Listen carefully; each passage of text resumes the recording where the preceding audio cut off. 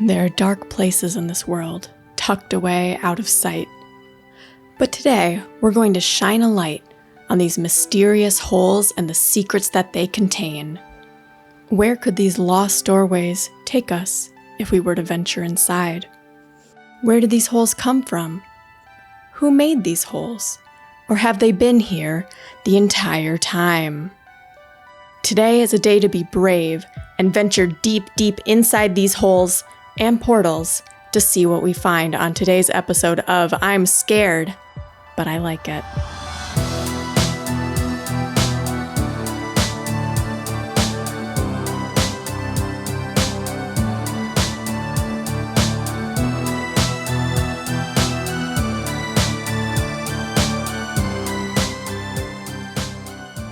Hello. Hi. We're back. We're back. We're here again. It's great to be with you. No, please speak. I don't remember. I don't believe you. I don't know anymore. Okay, great. Another day, another I'm Scared But I Like It episode. Isn't that right, Chloe? So right. We're here again. I remember what I was going to say. I was going to say, we're back, but because you're listening to this, that means you came back. And that means we super appreciate it. Like, we're so happy that you came back. Thank you. We're so happy we didn't scare you away. Yeah, it's a great joy to have such a wonderful person as yourself listening to our episode today. Thank you. Word. Not you, Chloe, like them. Oh. Well, I great knew too. that. Okay. I just wanted to make it clear I wasn't complimenting you. No, we're complimenting the audience. Yes. You guys are awesome. And while we're recording this, our first episode didn't air yet. It's just our introduction episode. And we didn't really spread the word that much, but so far, we're really happy with how many people have tuned in already. And we're just getting really excited. So yeah, you're hearing this in the past, I guess. Well, you get it. If you guys knew how far in the past this is being recorded compared to when you're hearing it, your minds would be blown.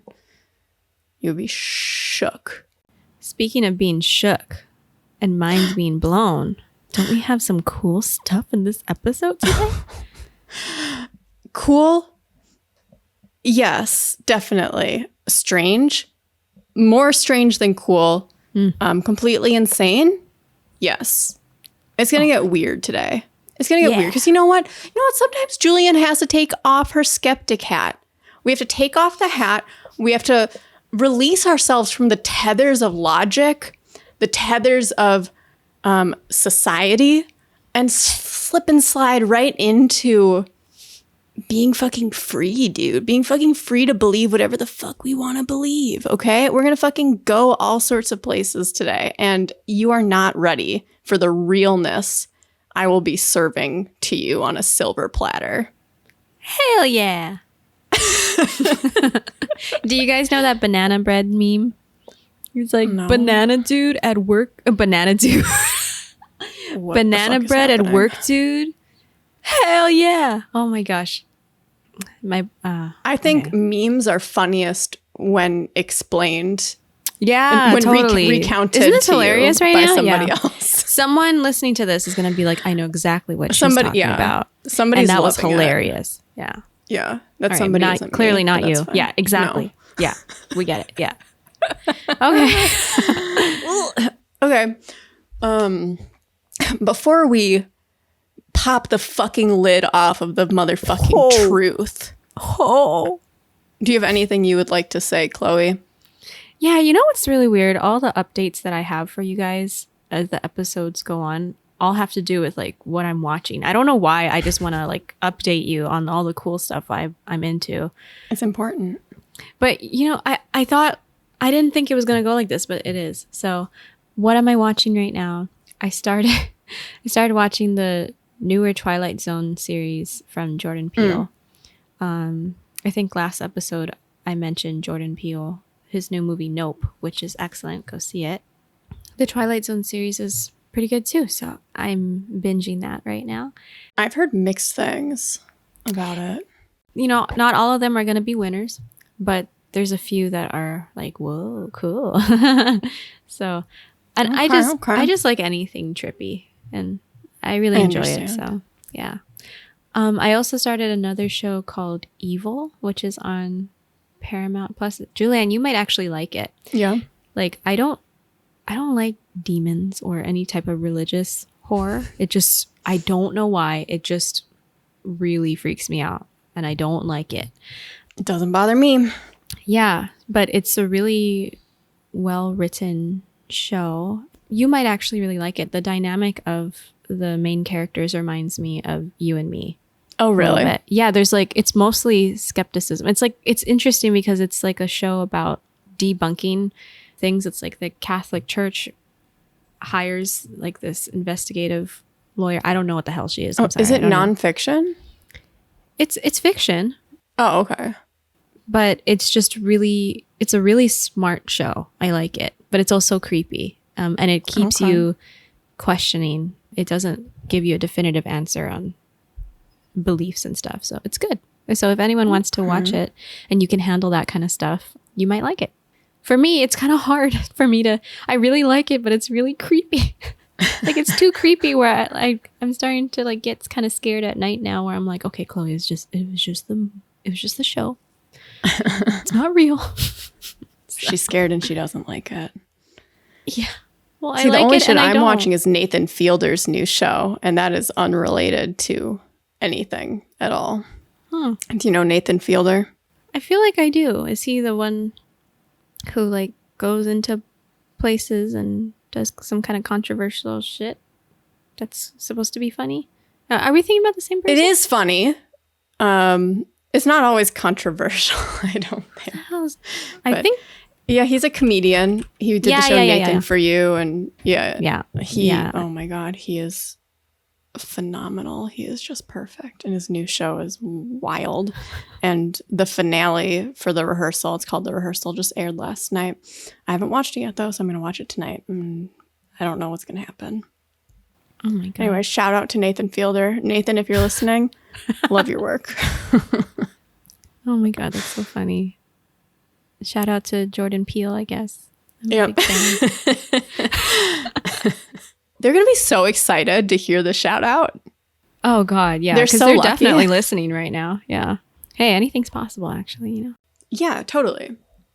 Totally. Anything at all. Mm-hmm. Yep. Well, speaking of crazy shit, tell me all about what the fuck you've been researching. I mean, guys, she showed me like a picture of some of the websites she was on, and it was fucking crazy. I'm just like, what? Like, just the sacrifices she makes for this show is like unbelievable. I have been very online the past week. Very on the internet. Before we jump in, would you like to tell the people where they can find us online? Yes, I would. Guys, we are going to be doing an episode with short stories, like firsthand experiences from you guys and from people we know. So if you got any stories of your own, please send them over to our email. I'm scared, but I like it at gmail.com. Or you can message us on Facebook or Instagram. And that would be, Instagram is ISBILI Pod. ISBILI Pod. POD. And that's our Instagram. Yeah. And Facebook, you can just type in I'm Scared But I Like It podcast and we'll pop up. Yeah, if you have any stories of your own, please send them to us. We would love to read them. And if you're comfortable with us sharing them on the podcast, which we would assume you would be if you're sharing them with us, then that'd be great. That'd be so cool. Make sure to let us know if you want to stay anonymous or what your name is. And if you have like certain pronouns or whatever, like things like that, please let us know. We will honor that. Please and thank you. Today, we will be exploring multiple mysterious holes and portals. Okay. Oh. Yep. Let's go. I have three different holes / portals I would love to show you today. Why are you going to say it like that? Okay. So if you're already familiar, if you're already acquainted with one of these holes, please know there are other holes coming up that you may not know yet. We will be traveling all the way from some European mountains to the deserts of North America. Oh, wow. Yeah, I mean, Chloe, we'll see how long it takes for us to explore these holes. You know, Okay. if one of the hole explorations takes too long, you know, I can always cut out a hole if I need to. No, tell us about all the holes. Let's explore all the holes. Every I would nook and love to explore cranny. all the holes with you. Okay. Okay. I'm ready. So we're starting with what I think is probably the most well-known hole of the bunch. But it's still a little niche. It's still a little underground in more ways than one. Oh, I think I know. Okay, I won't say anything. Okay, go on. Do you know? And what I think kind of makes it a more niche story is the fact that it's just one guy saying some stuff. It's just one guy saying some stuff that's not corroborated by anybody else. So we love that in a story. We love a story where we just have to trust whoever's telling it to us and they have no evidence.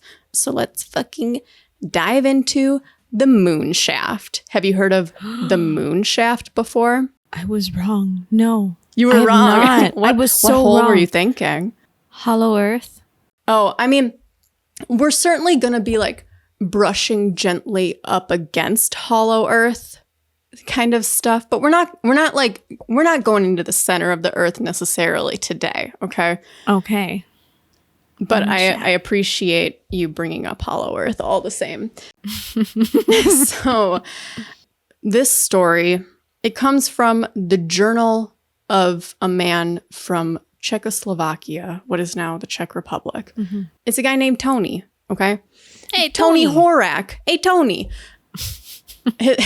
His real name is not real name. His full name is like Antonin. I don't know how to pronounce that properly, but everybody just calls him Tony. So I'm going to call him Tony too. So there's this guy named Tony, and he, during World War II, is the captain of a battalion. And he's in north central Slovakia one day with his battalion. And they get into a big firefight with the German army. And he goes from like 184 men to 3 men, including himself. So it doesn't go well. No, it's not good. And so the people who are left are him, Tony, Yurik, and Martin. All of them are injured, but Martin is very badly injured. Like, Martin's not okay. He's got a slash across his belly. Oh. Yeah, it's not good. They're in a trench. There's like, oh no, everything's bad. But then very luckily, a shepherd named Slavek just happened to be hanging out, I guess. I don't know what he was doing there, but he finds them and he helps them out. He helps them create a stretcher to get Martin out of there because he's the most injured. And they walk 4 hours to a cave in the Tatra Mountains, and up wherever he takes them, we don't know exactly where, Slavek brings them to a cave, his secret cave that only he knows about. Yep, he brings them there and he takes some rocks out of the way, and then there's this entrance to a relatively large cave. And before letting anybody into the cave, he performs holy rites. He blesses all of them. He blesses the cave, and then they're allowed to enter the cave, okay? So everyone's getting settled because they're gonna, kind of sit it out, both hiding from enemy army people, and also, like, Martin needs to be healed. Like, he is not doing okay.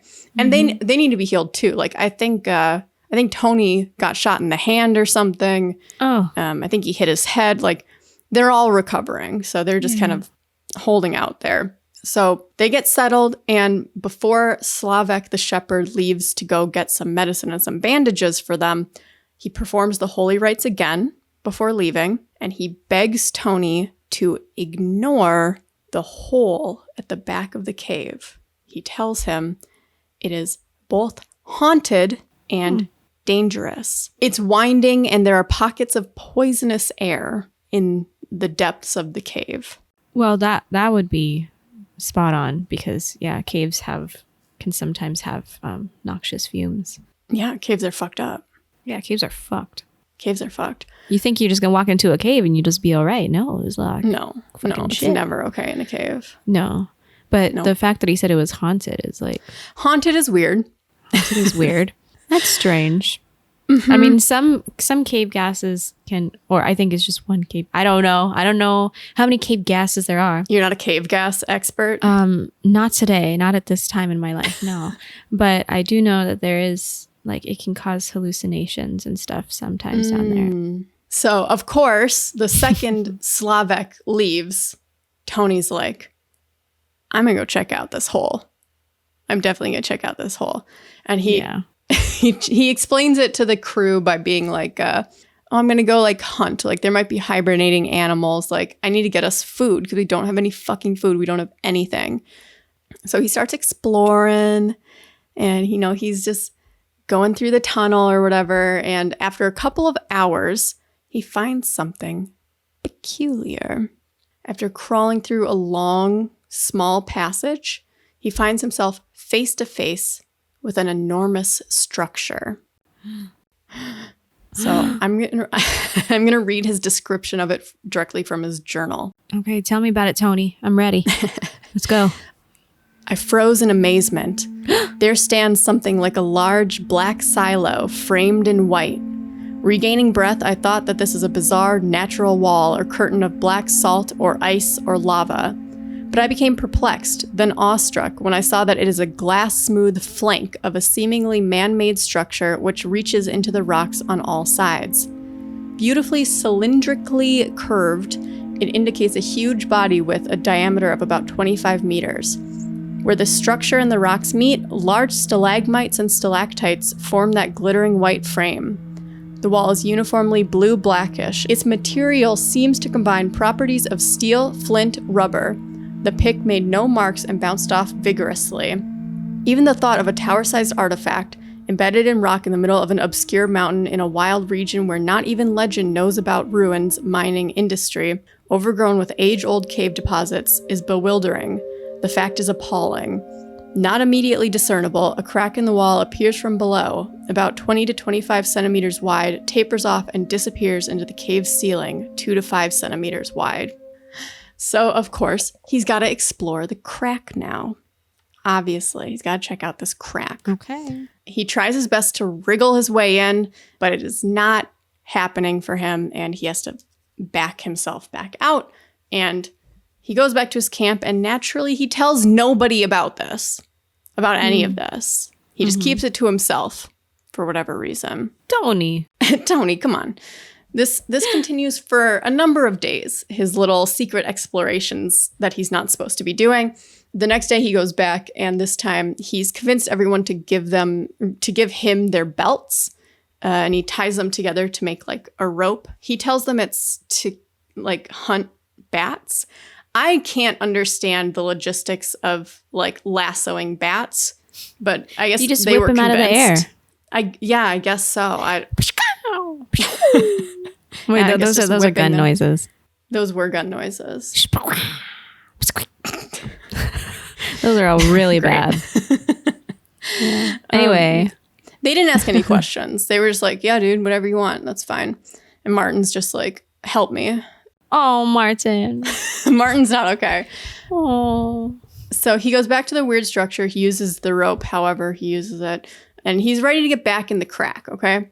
So he gets naked. He takes off all of his clothes. Yes, he does. He takes off all of his clothes, and he struggles his way through the narrow opening, and then he plops out on the other side, and he rolls into a smooth wall. We are now inside the Moonshaft, everybody. We have entered the Moonshaft. Wouldn't being naked, going through like a rough rock crack, like take off a few things from your body? It would. And when he goes back after this day, he has his buddy Yurik like grease up his scratches or whatever. Oh, like he did get scratched up, but I guess the clothing got too much in the way. He couldn't wear the clothing to get through the crack. Oh. He's clearly an expert, okay? You know what? He's the only one who's made it in the Moonshaft. He went in. He got in. He got in. He knew what he was doing. Exactly. Okay. All right. So he's in the Moonshaft. He's in the Moonshaft. I'm going to explain the Moonshaft to you. It has taken... I mean, I've known about this story for years, and I only finally kind of started to understand what the fuck he was talking about when he describes it, like, yesterday. So I might just be dumb. I don't know, but it's thank you so much. So it's a large, spacious, black shaft. Okay. It creates an almost vertical crescent shaped tunnel shaft thing. So So if I'll show you the drawing. Okay. Everyone else, you can find the drawing in the show notes or on the YouTube. So it's confusing because it says almost vertical, which implies maybe like slightly slanted to make this make sense. Can you see my mouse? No. Oh, okay. Well, do you see the little line that connects the right thing to the moon shape? Yeah. That's where he came in. That's the crack. Okay. So it's like vertical. Let me show you this other one. Here's the crazy smooth wall. This is the place he was in. That's the crack. So he slides down into like the tip of the like crescent or something. It's confusing. It doesn't make a lot of sense. Do you think you can explain this? No, ma'am. Okay. So it doesn't really make sense. And it's sort of a vertical shaft. Okay, yeah, vertical. So it's all upwards. Yeah. I see. I was thinking of it flat-wise for some reason, but it goes up. I see. Yeah, it goes up. That was my kind of point of contention as well. But anyway, it doesn't fucking matter what it's shaped like because it might not even be real. But I will not say that out loud. That's so rude. So when he's in the shaft, echoes are just insane.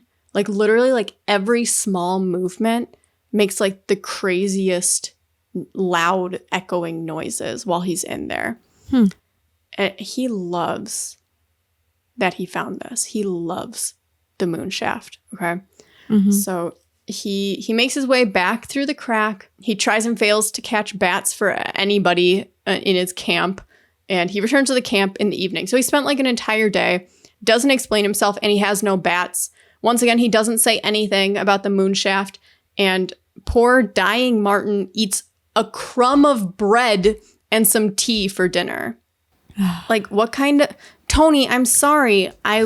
Priorities, Tony. Ill of the dead, but you're a captain and it's your fucking guy you're supposed to be taken care of, but that's neither here nor there. You're supposed to be out there lassoing some bats.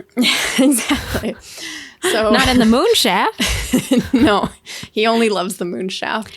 Bats first, then go back for the Moonshaft. Yeah. You know, priorities is important. Yeah. Okay. So the next day he goes again. This time he's naked and he brings some of the mutton fat that they have and he greases himself all over to get in there even quicker, I guess. Oh, slide right in. Yep.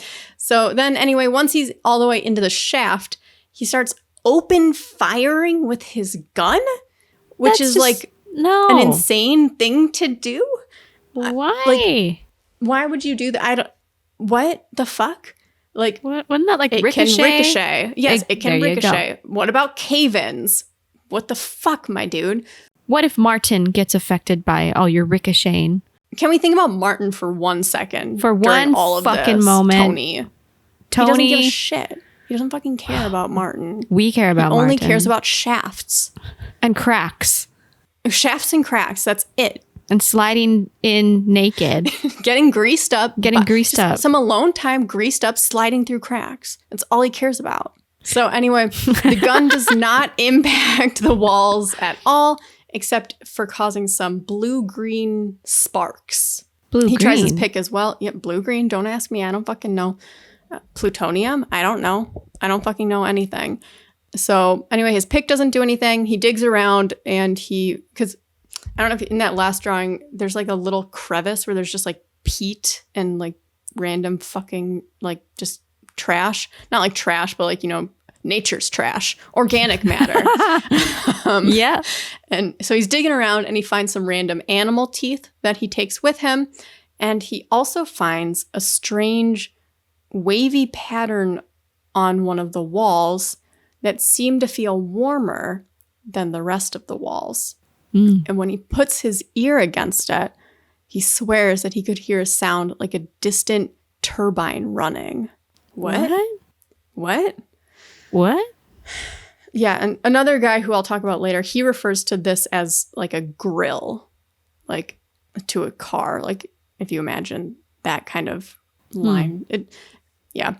Anyway, so back to business. He gets dressed. He manages to catch 7 bats this time, which is good. Okay, redemption. And still nobody knows what he's getting up to. He doesn't tell anybody what he's doing. So he does some more exploring the next day, and over again, he's just disappearing into the cave, explaining himself to no one, and then Martin dies. Oh. He's dead. Oh. Yeah. No. So, yep. Sad day. Sorry, Martin. We didn't take care of you at all. Well, fucking Slavek tried. Slavek kept coming back every day with stuff for them. But maybe not every day, but most days. Anyway, because of this, now that both Tony and Yurik are healed up, it's time for them to get out of there. They don't have Martin holding them back anymore. So one last time, Tony goes down into the shaft and he leaves behind a glass bottle and he takes a piece of leather and he carves his name into it. And he takes the engraved back of his watch and he puts those in the glass jar. And then he heads out and he seals up the passageway part with rocks so people can't find it. In his journal, he speculates the following. What is this structure with walls 2 meters thick in a shape that I cannot imagine of any purpose known nowadays? How far does it reach into the rocks? Is there more behind the Moonshaft? Which incident or who put it into this mountain? Is it a fossilized man-made object? Is there truth in legends like Plato's about long-lost civilizations with magic technologies that our rationale cannot grasp nor believe? I am a sober, academically trained person, but must admit that there, between those black, satiny, mathematically curved cliffs, I do feel as if in the grip of exceedingly strange and grim power. Oh. Spooky. Moonshaft. How do you feel about the Moonshaft so far? Okay, well, obviously, of course, the first thing that came to my mind was aliens. We're going to get there. I'm sorry, star people. Oh, thank you. Extraterrestrials. I don't know why. I don't know. My mind just always goes there first. You're not the only one. Or, sorry, where is this taking place again? You said Yugoslavia. Slovakia. Where, was that country advanced enough to have technology that they could build something like military into the mountain, perhaps? Like maybe Russia or... There's a problem here with the chronology of this. Let me tell you a little detail here that kind of throws everything a little into crazy town, okay? Okay, I'm ready. Let's go. So Tony is very concerned about not revealing the precise location of the cave because he doesn't want to cause a huge hubbub. He doesn't want to get all the tourists coming to Slovakia. So he doesn't fucking tell anybody where this is. And according to Tony, he brought the teeth that he found. Remember the teeth? He brought them to a museum paleontologist in Ukraine, and the paleontologist identified them as adult cave bear teeth. So this is strange for 2 reasons. Okay. 1, the crack to the Moonshaft was far too small for a cave bear to make its way through. So either that means at some point in time, there was a different entrance to the Moonshaft, or the entrance changes in size. Another peculiarity, the structure in the shaft, if it's not a naturally occurring phenomenon, is old. Cave bears went extinct at minimum 24,000 years ago. Oh. The Moonshaft has to have predated the cave bear, that specific cave bear, in order for that specific cave bear to, roll on down into the Moonshaft. Oh. So this is old, dude. So not the Russian military. Probably not. Probably not. Probably not. I can tell you a little bit more information. Okay. People have tried to find the Moonshaft to no avail, obviously. The publisher of Tony Horak's journal did include coordinates, but it seemed to have just been to the Tatra, I don't know how to pronounce it, Tatra Mountains. They don't point to a cave. Like, it's just kind of to the mountain region.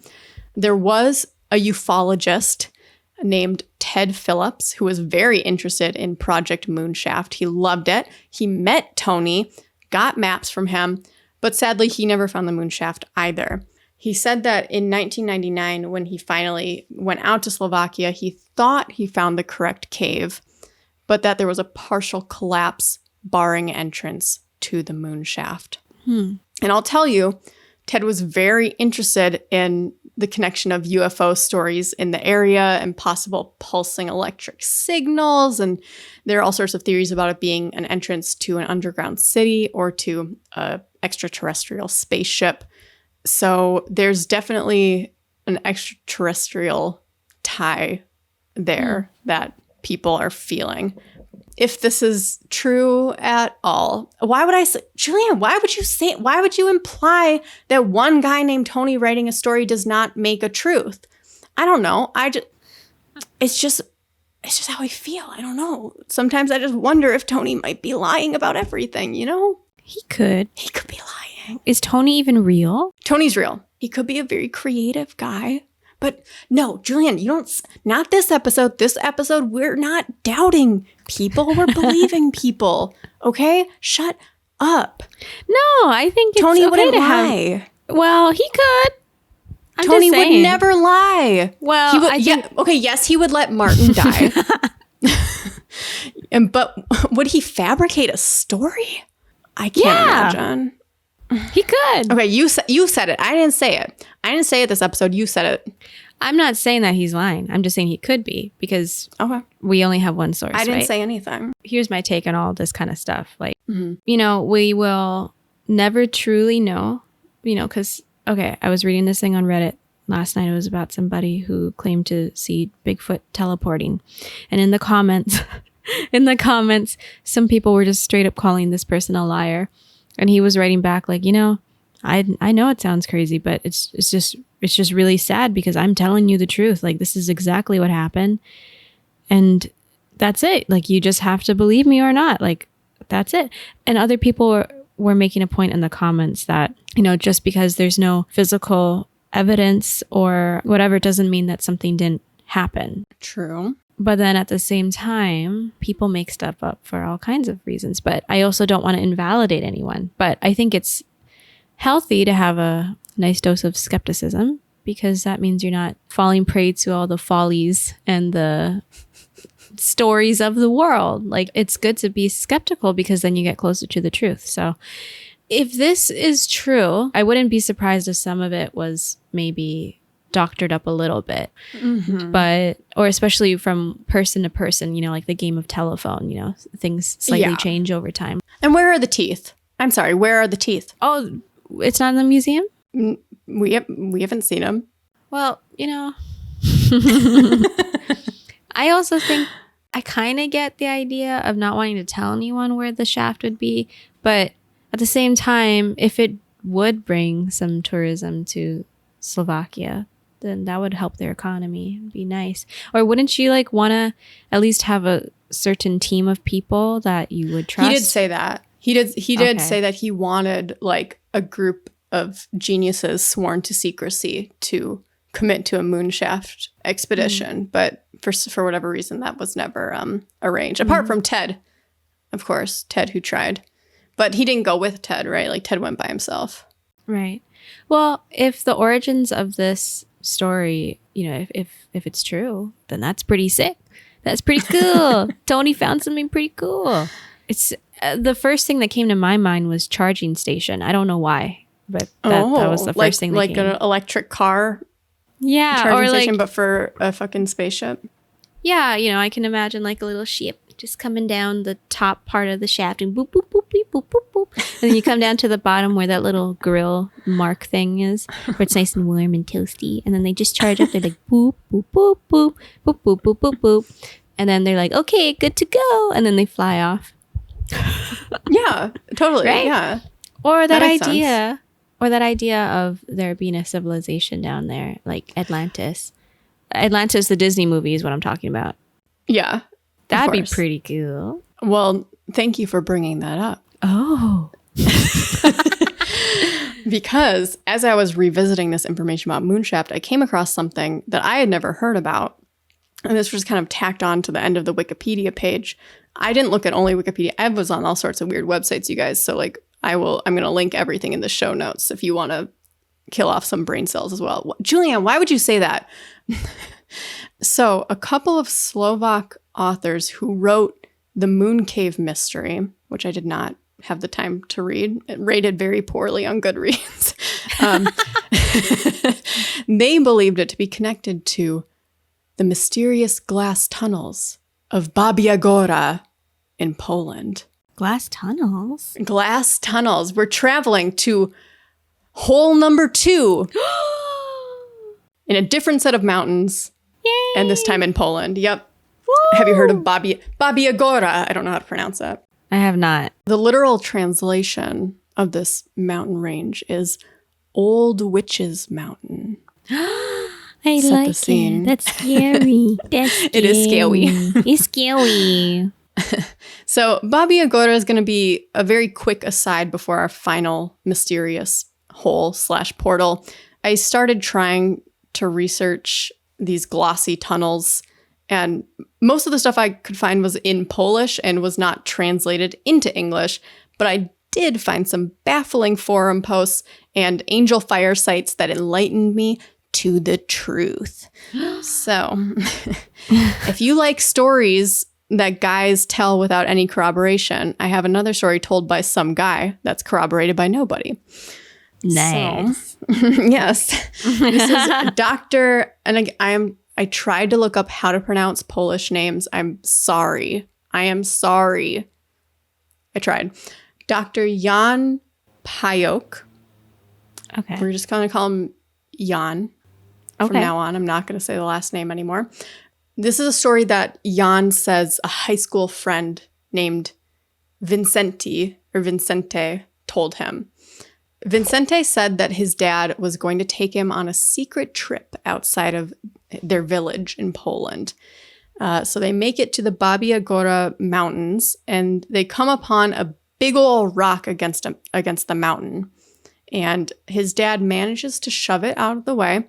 Initially, it was difficult, but in a few seconds, it started moving very lightly and easily. Vicente was shocked by this. And it revealed a massive entrance to a tunnel that was big enough for like a train to fit in, like very large entrance. And it was a very dry tunnel, and the walls and floors were completely glassy and smooth. He describes it as looking like poured glass. And he also mentions like wavy lines and swirly stuff going on. And they keep traveling through, and they come upon a chamber that has a lot of different tunnels leading different places, along with a bunch of random ass weapons lying on the ground, from shotguns to like knight armor. So like across a whole timeline. Wow. Knight armor? Knight armor, yes. Whoa, it's like some Indiana Jones shit kind of cave. Yeah, it is. His father Ooh. explains that each of these tunnels leads to every single country and every single continent. And he explains that each of these tunnels has additional chambers with branching tunnels going different places, and their ancestors used signs in order to not get lost. So while Dad is showing Vincente some of these writings on the wall, they start to hear a very loud rumbling sound like a train. And his dad's like, we gotta fucking get out of here. We gotta get out of here now. So they book it, okay? Whoa. They get the fuck out of there. And once they're out of the tunnel, they hear a rushing sound go by. And Dad explains that the tunnels were created by omnipotent creatures who live underground and use the tunnels for their flying ships. Oh my gosh. Mm-hmm. What?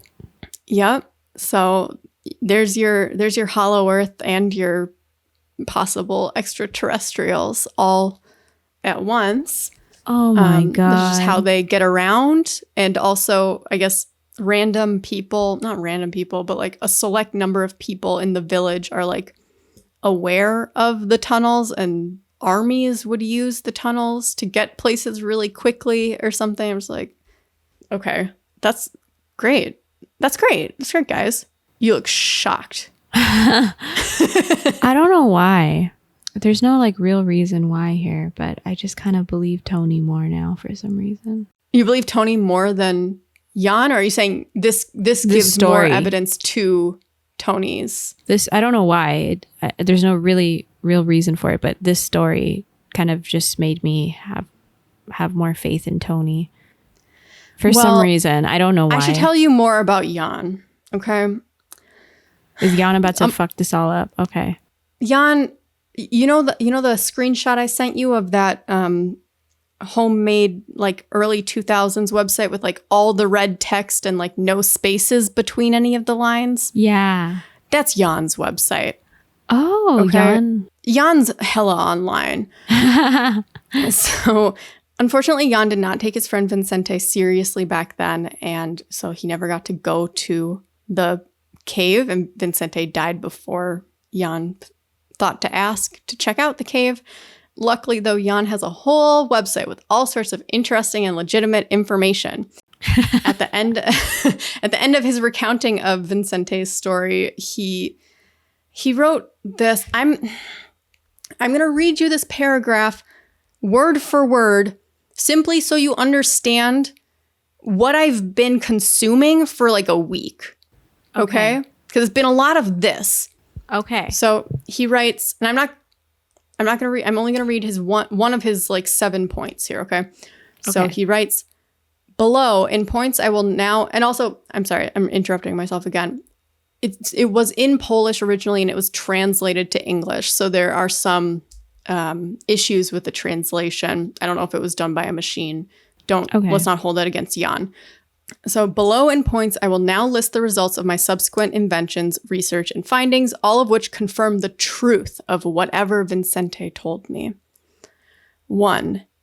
My invention of the starship called Magnocraft, which starship is able to evaporate underground long and glassy tunnels, walls, and chambers that Vincente described in his story. Sometime after inventing the construction and operation of my Magnocraft, I was also surprised to discover that Magnocraft-like starships have been operating on Earth for millennia. Nowadays, they are popularly called UFO vehicles. My formal scientific proof that UFO vehicles are already constructed and functioning Magnocrafts is published, among others, on the webpage named UFO_proof.htm and in other publications indicated in there. One of the technical capabilities of my Magnocrafts and UFOs is that the plasma vortex, which, if needed, they are capable of producing around their shell very quickly and effectively, is able to evaporate long and glassy tunnels with exactly the same features that the Vincente story revealed to us. It's as simple as that, Chloe. It's as simple as if you just fucking think about the Magnocraft he invented, it all fucking makes sense, okay? Because if he invented it, it already existed, and it's what all the aliens are using. Okay, never mind. Let me show you his Magnocraft. Wait, it's Jan's Magnocraft? This is Jan. Jan invented the Magnocraft. Keep up. Oh. Jan invented the Magnocraft, and that is proof that Magnocrafts already exist and are used by aliens. Because if you fucking took the time to read the totalism website that Dr. Jan created, where he lays out a theory of everything, you would fucking already know that God is real and God is waiting for us to have proper moral fields, okay? If our moral field is good enough, then God is going to show us simulations. Think for a second, Chloe. He's going to show us simulations of things like UFOs. And once we see that, which suspiciously look like a Magnocraft, that is him communicating us information that's going to bring humanity to the next fucking level, dude. Jan has been fucking chosen by God to have the Magnocraft information, which was already clearly out here in the fucking tunnels in Poland, dude. Are you even listening to me? Oh. It's plain as fucking day, dude. If you would take a second to read all of the web pages on his site, like me, okay? Oh. Fucking read a book for once, Chloe. God damn it. I can't even talk to people like you anymore. Oh, God. Oh, I'm Wake so the fuck sorry. up, everybody. God. Thank you for apologizing. I want an apology from everyone listening, honestly. Fucking apologize to me and to Jan, because he has been fucking telling you. And I fucking checked out the fucking website counter on his homepage. Only me and 868 other people have taken the time to fucking see. It's all laid out for us. It is all laid out for us, and nobody else is taking the fucking time to just read a little bit. Just read a little bit. Oh. Okay? Oh, boy. And if you are one of my 868 brothers or sisters who have the moral field that is required to fucking actually interpret the simulations that are being given to us, let me know so we can chat about the Magnocraft, dude. Oh my God. I'm crying right now. So yeah, as you can see, the Magnocraft diagram here, it uses magnetic propulsion. It uses, as he said, what did he say? He said, plumes. No, what did he kept, I hate that the translation's wrong here because he kept saying evaporate long and glassy tunnels. I wonder if it means like navigate the long and glassy tunnels with the Magnocraft. Okay, what? So hold on. Plasma pause. vortex. The plasma. What? Yes. Hold okay. on. Yeah. Okay, so I have a question. So you're I'm sorry, I telling won't me. be taking any questions. So you're telling me that Jan claims. Jan's telling you. Jan is telling me. He's informing me. He's informed. Yes. Graciously. That he invented a Magnocraft. Which is what we consider UFOs today, right? Like the classic. Yep. The classic, yeah. The class. Ick. Yep. And then he I don't know, he probably should have got it patented, but then he started a business. Oh, obviously he got it patented. Are you fucking dumb, okay, Chloe? so he got it. I don't know. It's on angelfire.com. Okay, so according to that, he probably got it patented. And then he started a business with extraterrestrials. And they started, then they were like, wow, oh my God. Wow, Jan, this is cool. I don't even know how to talk to you right now because your brain is not wide enough to take in the information I'm trying to. I'm not open enough to this. Share with you. Oh. Chloe. Wait, okay, I'm trying to figure it out. Chloe, it's simple. Let me okay, try re-explain once more. yourself. Yes. Let me try once more to Jan. explain. It's not that it's just so simple. It makes me laugh. It's not that Jan gave the information about the Magnocraft to the extraterrestrials, dude. They gave the information to him because his moral field was adequate enough to receive the knowledge from God. Do you understand now? So the extraterrestrials. Do we need to go to UFO_proof.htm? No, dude. God and the extraterrestrials are the same fucking thing. They're the same thing, dude. No, they're not. Yes. Oh my God. If you could just lend me like 10 hours of your time for us to go through the website together, you're going to fucking understand, okay? Only 10 hours? Oh, wow. That's actually simple, kind of dude. yeah. It's fucking simple. I'll show you the website if you want to see it. Yeah, send that shit over. Totalism.pl. Okay, so we're on the page formal scientific proof for the existence of UFO starships, okay? It's fucking simple. I don't just, if you just read this, I don't know. It's pretty fucking simple. That's so long. So obviously you can see the Magnocraft looks the fucking same as UFOs, right? Got it. Pulsating magnetic field by propulsors. Those are just obviously lights taken in a blurry photo. Okay, well, what about the formation of magnetic circuits? Did you think of that? The formation of magnetic circuits. If you knew anything about the Magnocraft. Yeah, read that. I keep reading it as circus. Okay, the document value. Don't read this. This one's boring. I just read it. That one's boring. How'd you read that so fast? Oh, you read it earlier. I see. I've been here before. It does explain crop circles. I'm trying to get to the good part. I'm scrolling. I'm trying to get to the good part. Oh, here it is. It's all in Polish. So you can't read it. I learned Polish in order to understand. Oh.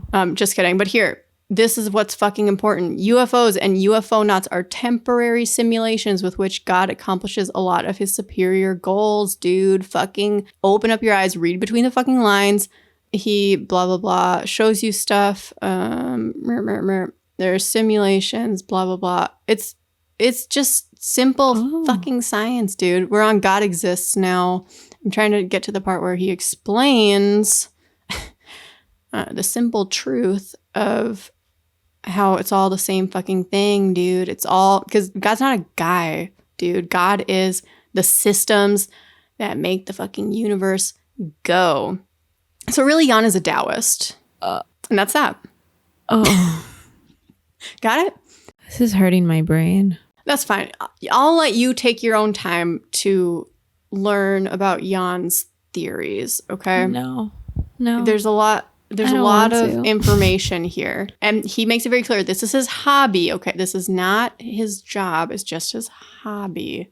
A lot of this is in Polish, but a lot of it is translated into English. It kind of sounds like Jan really wants to feel important here, right? Jan wants to have everything figured out, I think. Well, I don't believe a word of that, but okay. So I still like Moonshaft. About the Moonshaft. story that he told? Okay, I don't like it.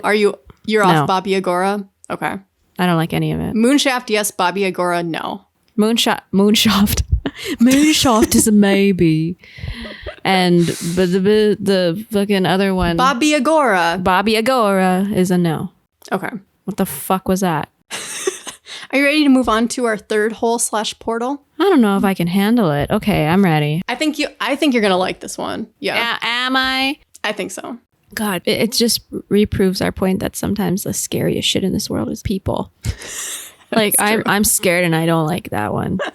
The Moonshaft one was like, okay, that one's fun and light and dandy. The other one is like, oh God, that's scary. I mean, it makes sense to be uncomfortable in the face of truth. I understand that your status quo is being shaken a little bit. It makes sense that you're not comfortable. Okay. Tell me about the third hole. The third hole is this one. Some people may be mad at me for calling it a hole. It's really more of a portal, but how dare you? I wanted to categorize it all under holes to the best of my ability. This one's in the desert. I've been waiting for this one. This one's in the desert. This is one of my favorite stories. I don't know why, but something about it I'm just like obsessed with. Even though once again, we're in the territory of a guy says a thing and nobody else can corroborate the story. Jesus. Okay. Guys. Okay. I'll listen. I'll this listen. one first. I want to say this one I believe most out of all of them. Okay. This is a story about a mysterious stone archway hidden away in the Arizona desert that's said to be a portal into different times or dimensions. It looks completely out of place, right? Like it's just desert. Then there's an archway made of stone just sitting there, and nobody knows where it came from. It's like it's just always been there. Ooh. Get fucking ready. Sedona? It's not Sedona. Oh, no. That's a shock. It should be. It should be. It should be. There's a treasure hunter by the name of Ron Quinn who spent a 2-year period during the 1950s exploring the harsh desert of Arizona with his brother and 2 friends. They were self-admittedly ineffective treasure hunters, having not found anything during those 2 years and only finally discovering gold in the 80s on a completely different trip. Ron Quinn himself writes in his book, it's called Searching for Arizona's Buried Treasure, it's self-published, that 1 in 30 years isn't a great track record. Mm-hmm. But the book, I read most of the book, and it was interesting enough. The book mostly consists of attempts to find treasure and interesting stories and places that they stumble upon along the way. This particular story starts with Ron and his crew exploring the harsh, I don't know how to pronounce this, Tumacacori. Okay. He spelled it out how to pronounce it, but I'm still not convinced. I don't know if it's I think it's Tumacacori Mountains down by the southern border. In his books, he describes them by saying, this rugged desert mountain range is located some 30-odd miles south of Tucson, Arizona. There are an abundance of stories about buried treasures and lost mines hidden within these mysterious sun-baked hills, but there are also many tales of ghostly encounters from unexplained lights, bizarre sounds, and apparitions of Spanish soldiers and Jesuit priests. Oh, cool. Mm-hmm. Maybe I have a soft spot in my heart already for this because we just did the Joshua Tree episode. Yeah. And I just have a soft place in my heart for that now. So I like it so far. Yeah. Very good. They were always just out and about, like hiking around and trying to find stuff, right? Mm-hmm. And while they were traversing this area at one point, they spotted a strange archway made of stone sitting in the bottom of a canyon. But they were traveling on the cliffs above, like, you know, the sides of the canyon. So they only saw it from above and they didn't really think much of it. It wasn't until 6 months later when they by chance offered to help a local Native American man named John who had been stranded with a blown out tire that this story gets more interesting. John was super grateful for the ride to the gas station, and then they parted ways.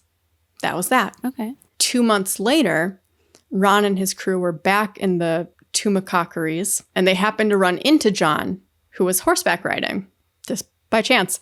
And this is like very rough terrain. Like this is not a casual hiking spot. Like the desert's fucking scary and like dangerous. Fuck yeah, it is. Yeah. And if you don't believe us, go listen to our last episode, Joshua Tree.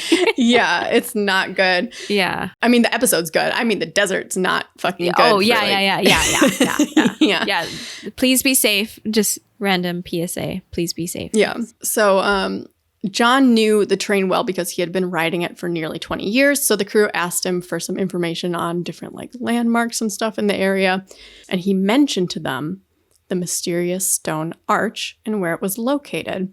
And he told them some stories about it when they said that they had actually seen the stone archway. An old legend from the 1850s was about a group of Native American people who were hunting in the area. And on the way back, they happened upon the archway.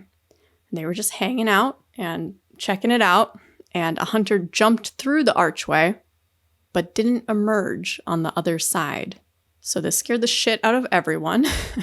And out of concern that this was a sacred site that they were fucking with, they all left in a rush. And it came to be known as the doorway to the gods. But what's interesting is this group of people didn't know about the archway until coming across it, right? Like they went to their elders and told them about what happened, and they didn't know about it either. So it's just here. It is just an archway that is here, not made by them as far as they know. From there, the story kind of spread around and people would seek out the archway, just like within this group.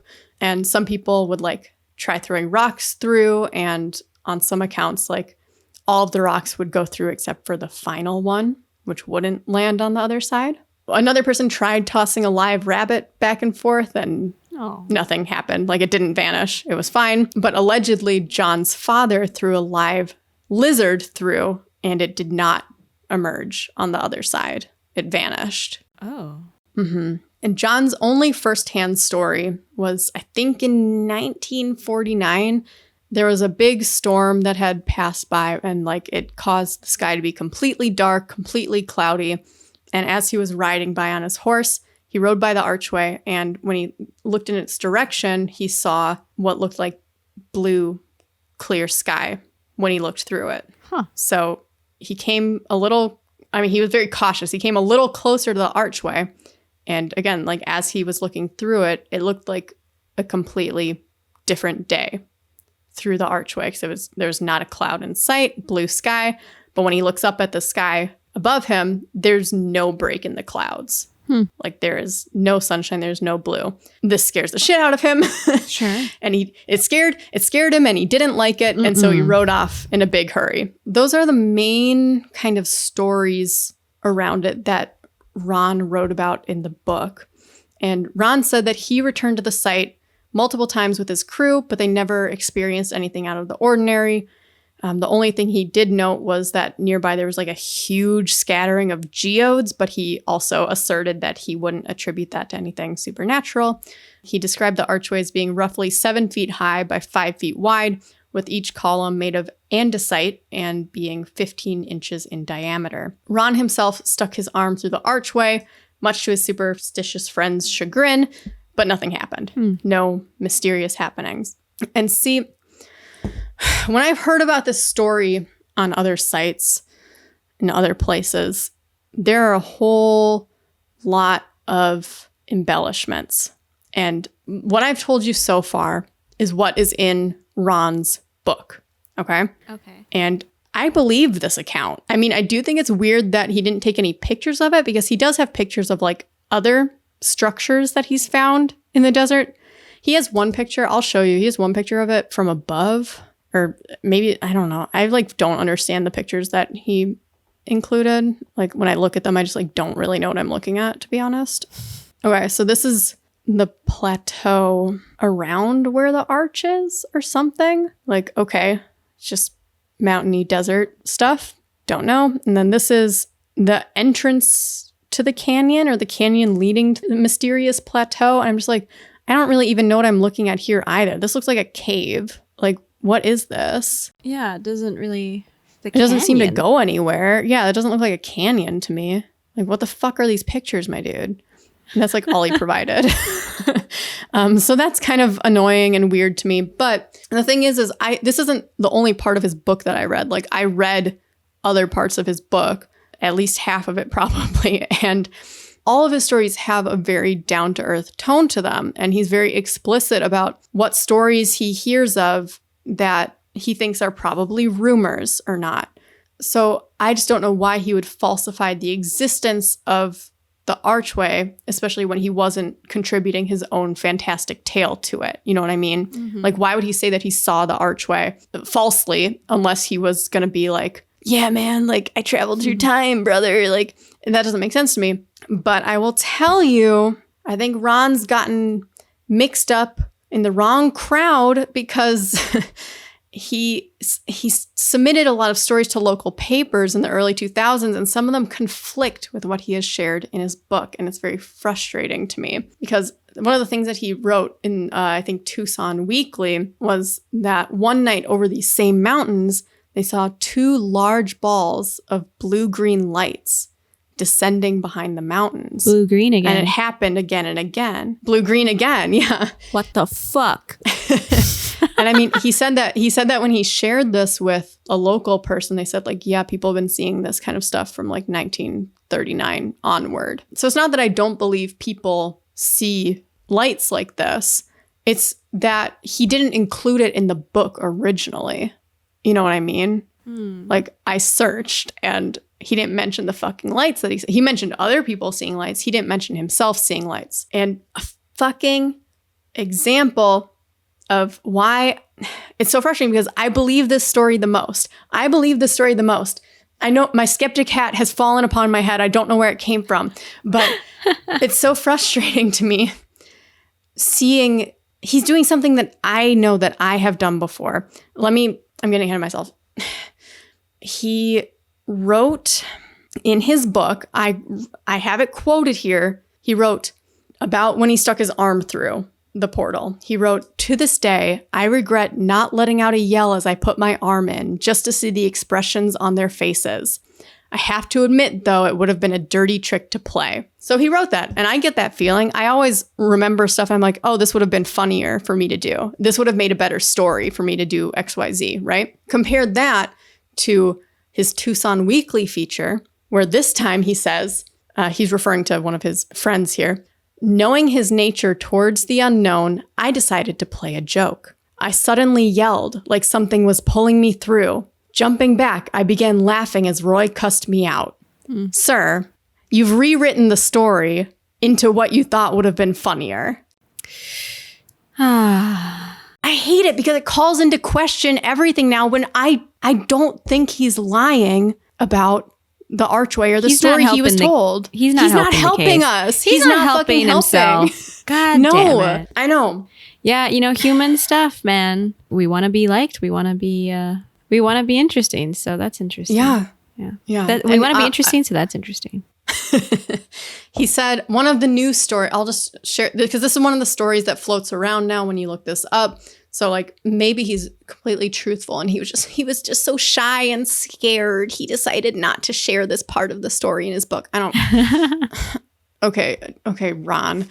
He writes, I think again in Tucson Weekly or one of these other local papers, he recounts a story of Walt and Roy, his two buddies, having a weird experience on their own near the portal. And he said that both of them looked toward the archway as they were collecting some geodes, and they claimed to have seen it shimmer for several minutes before fading and stopping. And they both started to feel a strange pressure in their ears, being in the presence of this shimmering archway. And it's obviously not unusual for extreme heat to cause like shimmery looking waves off of flat surfaces. But apparently, if this is true, this was in mid-January when it was only around 60 degrees, where you wouldn't be getting that kind of shimmer effect. So what's that about? I don't know. I don't fucking know. Well, I think to me, it's a little suspicious that all three of these fine gentlemen, Tony, Jan, and Ron, that all three of them have made very huge claims, but none of them drop the coordinates. That's true. Or the correct photographer. That's true. So I was looking around for corroborating stories. I was reading comment sections of articles. And I mean, a lot of people said like, oh, I had this crazy experience, but none like directly corroborated this specifically. But I did find a thread in a forum called Above Top Secret. And in this forum, so they had a whole thread about the story of the doorway to the gods that was started in 2008. And people come and go from then, saying that they have confirmed coordinates and they're just looking to put together a crew of serious expeditioners, brother. But they refuse to share any information about the coordinates or location publicly. No, it's a bunch of bullshit. Sorry. Like, I know we're supposed to be like more respectful, but at the same time, it's like, stop fucking around. If you got some information, drop that shit. Drop the information. Because it just makes me think you don't have shit. It does lead one to think that. One of my favorite people on the forum, he started posting in like 2015, at least about this topic. His name is Ryan Skinner. He somehow managed to get the website skinwalkerranch.com. What? Yep. Okay. And he has a YouTube channel called Skinwalker Ranch as well. Ryan Skinner. On the forum, he goes by Hi98. That's how I read it. It's just HIIII. Whatever. So Ryan keeps showing up. He keeps talking about how he's narrowed down the location. He's being sassy towards other forum members. He's dropping all these like teasers about like how he's going to check stuff out. He also claims that he got the coordinates from Quinn himself. I don't know how that is true. And he also keeps saying, I think I've narrowed it down, guys. It's like, well, hasn't Quinn narrowed it down? I don't know, dude. Like, were they vague coordinates? I don't know. But anyway, he from there just keeps like multiple times teasing, making attempts and being like, if anybody's fucking serious about this, like get in contact with me. And he's made 2 YouTube videos. Ryan, 2 YouTube doesn't videos. sound like you're very serious about this. He is Like, very serious. He's posted 2 figure it out. videos. Figure it out first, then present your information. Well, see, Fuck. every time he comes back to the forum, he's like, oh, I just had a long fucking day. This is one of the hardest days out there this time. Like the terrain is so harsh and like it's so dangerous, sorry. dudes. It's One so of the dangerous worst days out there. But the thing is, it's like Sorry. he recounts these stories where he's doing this exploration and expeditioning and stuff, but he's always like only managed to like prepare provisions for like one day, and he never has any plans to like try camping. I mean, I understand it's very close to the border and it's like nowhere. So it's like not only is there like natural danger of like poisonous things, of like extreme heat, there's also like potential like criminal activity going on that could get you in a lot of trouble down there. Like just like in the desert, there's like dangerous people sometimes arranging certain things. You know what I mean? Okay, maybe he's announcing where his slight whereabouts. So I'm trying Yeah. to. I'm really trying to You're trying to empathize give him the with benefit Ryan. of the doubt. I'm His trying- videos are just like him walking around, not finding anything. But I was reading the comments of his latest YouTube video about that, which was from like 2019 or something. And his latest comment was like 6 months ago. And he claims that Quinn has said that the archway has collapsed. I don't know where he said this. I don't know if he said it directly to Ryan, but still, collapsed or not, nobody has found the precise location of the archway. Well, now you can't. I mean, you can find rubble. Well, But what's yeah. interesting, or not what's interesting, I think the sweetest thing about all of this is that Ron notes that the greatest treasure of all was the 2 friends that he made while he was expeditioning. Roy and Walt is the greatest treasure of his lifetime. So I was like, Ron, I believe you again, brother. Like, that's some real shit. Thanks for being vulnerable, guy.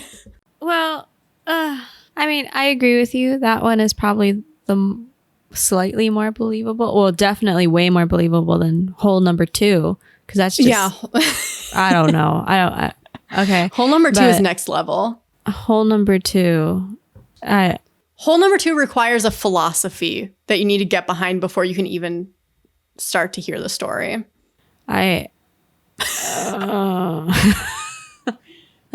Moonshaft was interesting. That plays to my imagination where it's like, I hope that exists because that sounds really cool. And, you know, if people are scared about like, or concerned about releasing coordinates because they don't want other people to disrespect it or fuck it up, or they don't want that information to fall into the wrong hands because then maybe they'll lose their opportunity to explore it in a way that they feel is correct, then I understand that. So Moonshaft could potentially be real.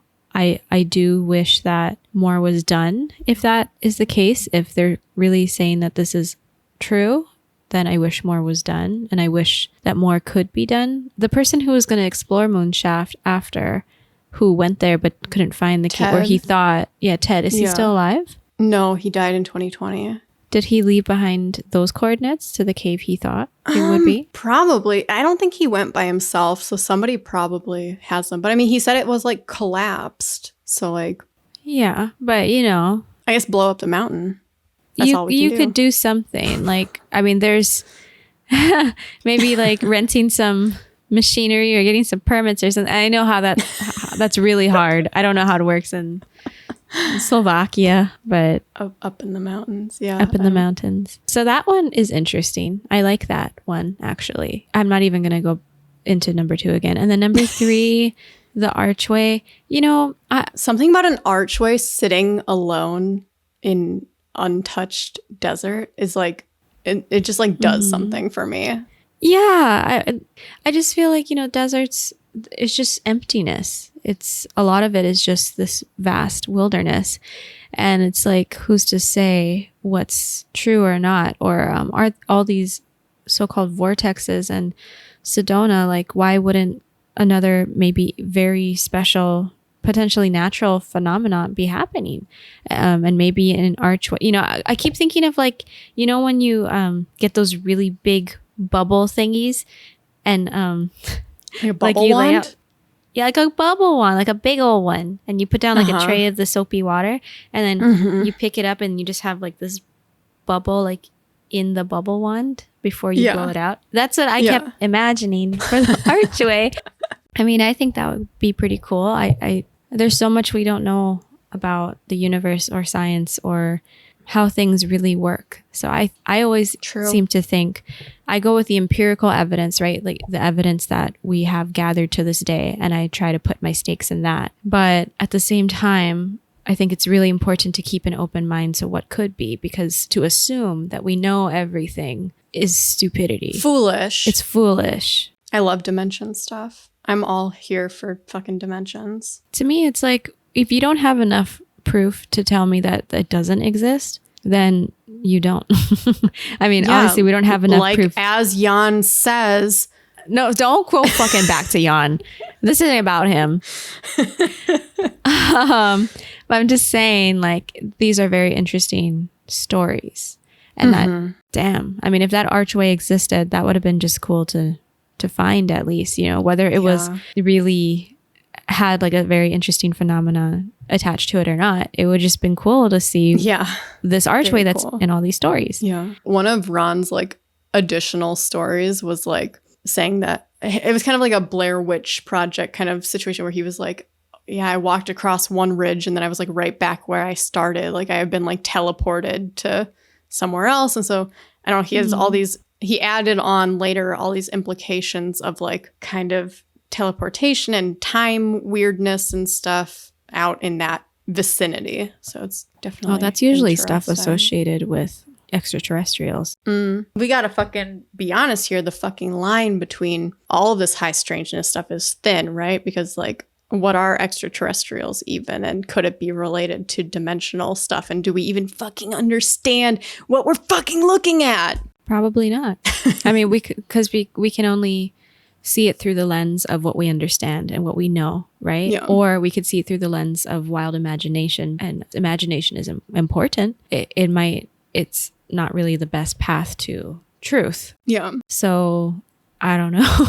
It's interesting. That's why I like these kind of stories, because it's just interesting to think what if. Yep. And as we learn more about technology and about science and about how our universe works, how life works, maybe more theories could come along that would explain why these stories would make more sense or could be more plausible.